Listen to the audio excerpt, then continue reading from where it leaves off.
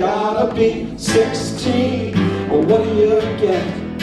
Another day warmer and deeper in debt. Everybody probably knows Megan, but in case you don't, Megan is from Bolinas, has founded the Main Street Moms. It's been so wonderful and active in so many issues for so many years now, and we've been loving to work with you, and I'm so proud to have you here. Thank you, Megan.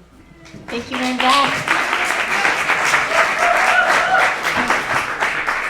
I think it's sort of appropriate. The first time I had the great pleasure of working closely with Jim and Mary Beth was in the aftermath of the stolen 2004 election, when we really got moving against the electronic voting machines, which I think there are a lot of parallels here where those were sold on to us on the basis of efficiency and accuracy, and we know they were just a stupid non-solution that led to a really broken period in our democracy. So it's nice to be with you here tonight on this front.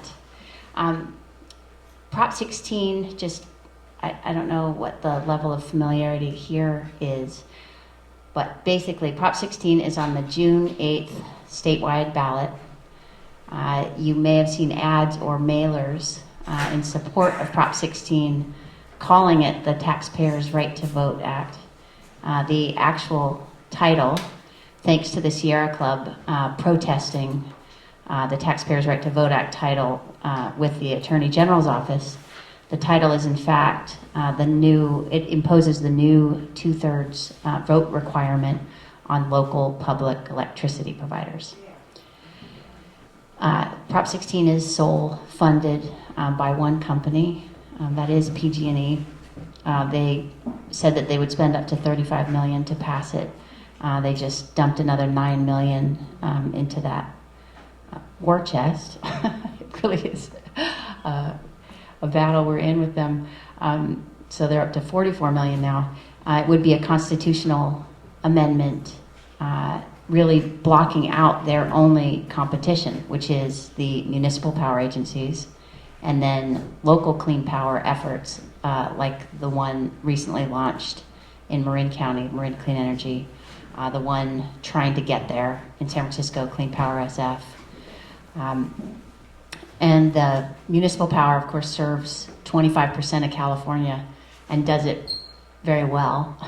The rates, in general, the rates average 20% below PG&E's, and the reliability is higher.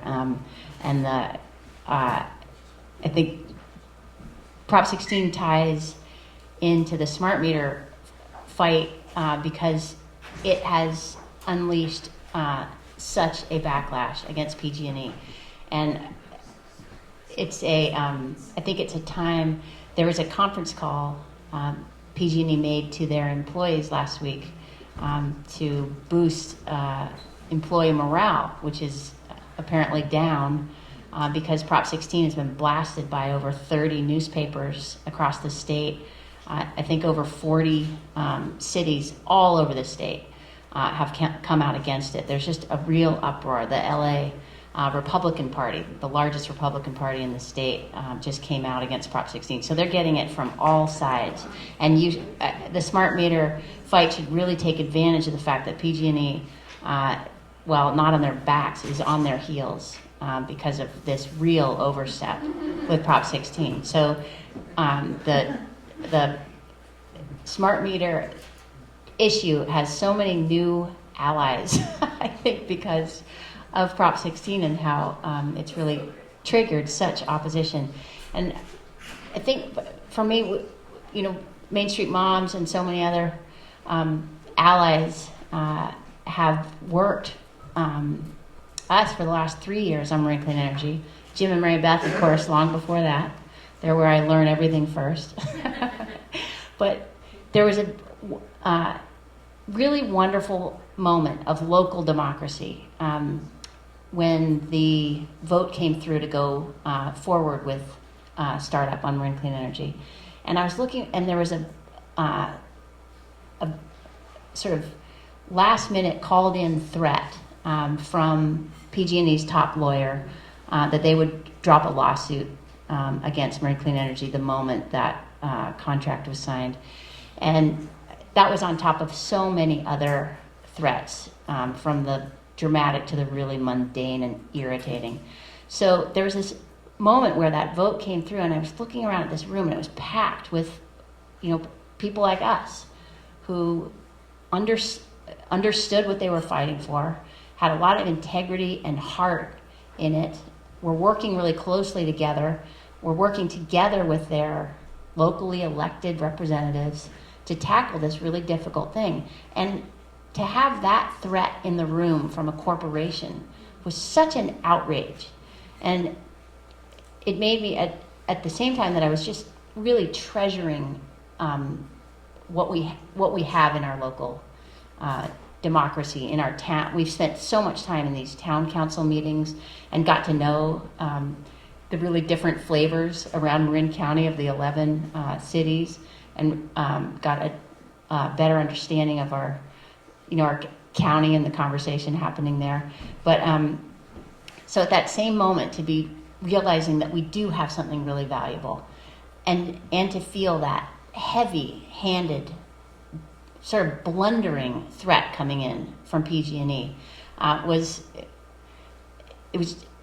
an illuminating moment for me. And Prop 16 seems to capture that essence of how they're threatening our decision making about our own homes, our own bodies, the health of our own bodies, and then our own local democracy and how we make decisions together for our human good. And so I just would, just invite everyone to enjoy something about what's happening right now, which is there. When we were tackling Marin Clean Energy over the past 3 years, there was this kind of, there was 70% approval rating for PG&E, and just this general sense of them as this green, benign presence, repairing the lines when we needed them repaired and getting us this electricity. So everyone's sort of walking around with that, and I was too.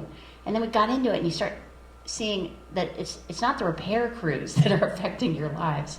It's the corporate boardroom and the decisions they're making, and the real arrogance behind their treatment of our democracy, our homes, our bodies, our government. So that has really shifted. I mean, a lot of us have been to these CPUC hearings. We can feel the shift in the CPUC. They finally came around and gave PG&E a real smack for their interference in Marin, and I think it's because so many of us got really noisy, as you're saying, and kept showing up. And we've got a good senator. Mark Leno was calling Commissioner Peavy again and again on this. And so we've got good people kicking in. But I guess I just really want to underline that it feels like we are in a moment of shift. They are on their heels. In that conference call to the employees, this guy Pruitt that Darby has really handed Prop 16 off to, because it's starting to really stink. Pruitt was telling the employees, I'm sorry, I understand how this must feel like we're back in the Darth Vader days. And he was referring back to the 2001 period, the rolling blackouts, the bankruptcies and everything. So we've got to take Prop 16 and the smart meters and ride them statewide against PG&E. They're just a bad actor. And I think we've got a real opportunity to wake people up to that fact. Finally, there's a nice thing that's happened around Prop 16, and that's that the voter guide has gone out to, the 15 million plus voters in the state of California.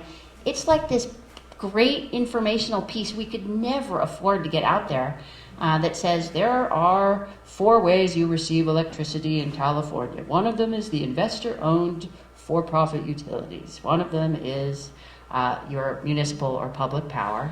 Then there's the community choice aggregation model. Anyway, that's out there in everyone's hands because PG&E took this stupid-ass move on Prop 16.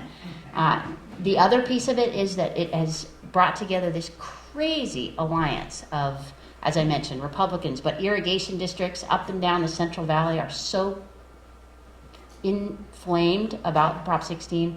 Local governments that you would never imagine politically would be lined up with us all over the state. And then the press has gotten a real education out of this push. So it's a ripe moment. So I think we all shove like crazy on the smart meter issue in the CPUC and with our legislators, shove like crazy over the next 2 weeks to really put Prop 16 back where it belongs, which was in the stupid planning drawer at PG&E.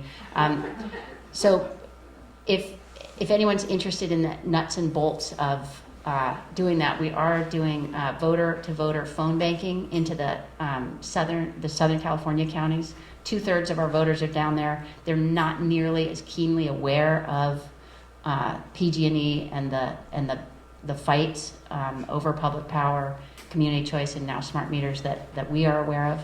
So that's going on. Visibility, we've got bumper stickers and buttons for you to take out with you, but mostly seize the opportunity. And I think we can all really defeat Prop 16 and ride the backlash and sort of the education that a lot of people who aren't in this room have gotten over the past 2 months because of it. 16, well, what do you get? Another day warmer and deeper in debt. St. Peter, don't you call me, 'cause I ain't free. I owe my